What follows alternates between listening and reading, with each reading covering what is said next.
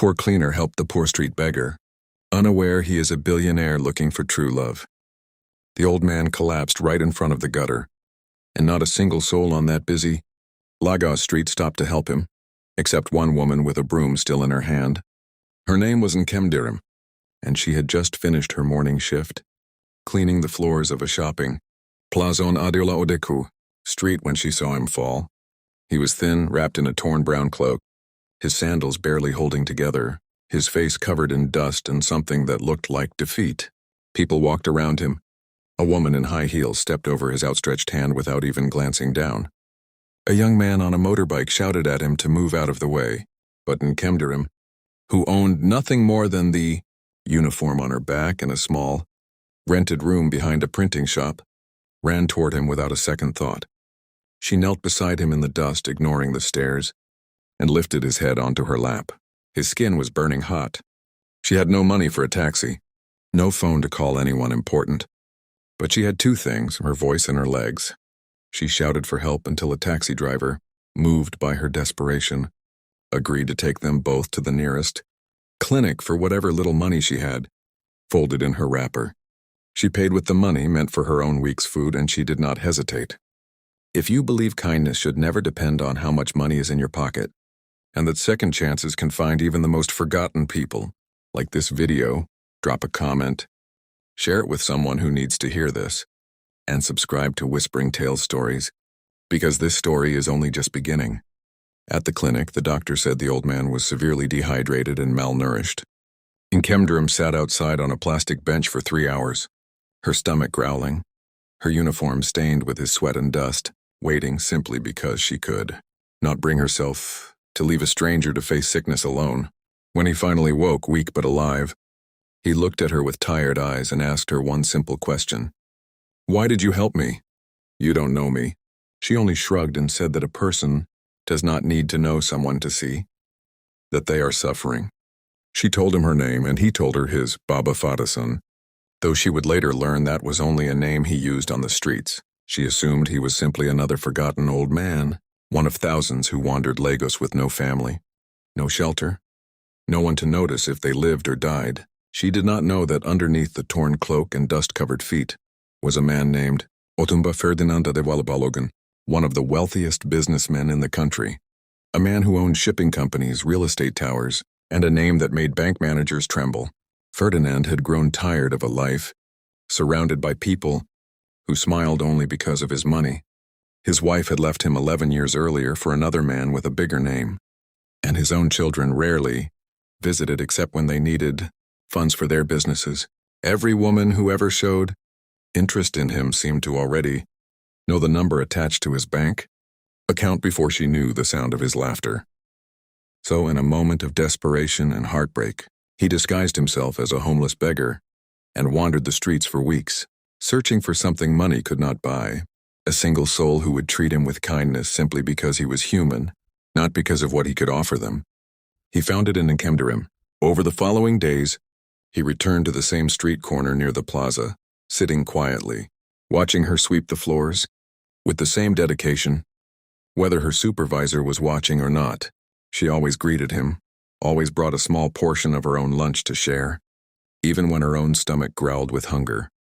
She spoke to him about her dreams, that one day she would save enough to open a small tailoring shop, that she had learned to sew from her late mother, and that she believed hard work eventually paid off, even if right now it barely paid her rent. One afternoon, under the golden heat of the Lagos sun, Ferdinand asked her why she never seemed bitter despite her hardships. She told him that life had taken so much from her already. Her parents, a fiancé who abandoned her when he discovered she could not bear children, after a terrible illness, and a family that treated her like a burden. That bitterness would only take the little piece she had left. She said kindness was the only inheritance she had left to give, so she gave it freely. Ferdinand felt something crack open inside his chest that day, something that had been sealed shut since his wife walked out and took his trust in people with her. He realized that this cleaner with nothing to her name possessed more wealth in her heart than he had ever built in his companies. But fate, as it often does, decided to test the fragile bond growing between them. One morning, agents from Ferdinand's own company arrived at the plaza, dressed sharply, asking questions, searching for their missing boss who had disappeared without explanation weeks earlier. And Kemderim watched in stunned silence as the beggar she had fed, nursed, and treated like family stood up from the gutter, and the very men who arrived immediately bowed before him, calling him Otunba and Sir with trembling respect. Her broom slipped from her hands. She felt her chest tighten with a mixture of confusion, betrayal, and disbelief. She backed away from him as if he were a stranger wearing a mask. Because in her mind he was. She had shared her only food with a billionaire. She had spent her taxi fare on a man who could have bought the entire clinic. She felt humiliated, as though her kindness had been some kind of secret entertainment.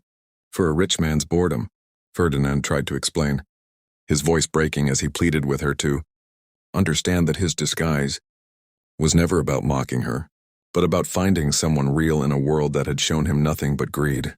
He told her that in all his years of wealth, she was the first person who ever gave him something without expecting anything in return. But in Kemderim, her eyes glistening with tears she refused to let fall in front of his security men, turned and walked away without a single word, her worn sandals slapping against the hot pavement as she disappeared into the crowd. For weeks she refused his calls, refused the food packages his assistants tried to deliver to her small room, refused even to look in the direction of the plaza where they first met. She returned to her quiet life of sweeping floors, swallowing her hurt, telling herself that rich men like him did not belong in the story of a poor cleaner's life. But Ferdinand did not give up. He did not send lawyers or gifts or empty apologies through assistants. Instead, he returned to the same street corner, dressed once again in the same torn cloak, and sat in the same spot where she first found him, collapsed in the dust. He waited there every single day, in the blazing afternoon sun, refusing food from anyone but her, refusing comfort until she came to hear him out properly. On the seventh day, unable to bear the sight of him wasting away out of stubborn devotion, Kemderim finally approached him. She told him angrily that he was foolish to keep coming back, that a man with his wealth should not be sitting in dirt, waiting for a cleaner's forgiveness. Ferdinand looked up at her, his voice trembling with a sincerity she had never before heard from any man in her life, and told her that all his money meant nothing if it could not buy back the one person who ever made him feel like a human being instead of a wallet. He confessed right there on that dusty street corner that he was searching for true love long before he ever fell ill in front of her. Not love for beauty or love for convenience, but love built on the kind of selflessness she had shown a stranger, without knowing his name or his net worth. He told her that her small act of kindness had done what years of therapy, wealth, and status never could. It had healed something broken deep inside him. And Kemderim wept that day, not out of sadness, but out of the overwhelming realization that perhaps her mother had been right all those years ago. That kindness given freely always finds its way back, often in the most unexpected form. In the months that followed, their story became something the entire city whispered about, the humble cleaner and the billionaire who found each other through disguise, hardship, and honesty. Ferdinand did not simply hand her money to fix her life. Instead, he helped her open the small tailoring shop she had always dreamed of, insisting she build it with her own hands and her own strength, so it would always remain something she was proud of, not something given out of pity.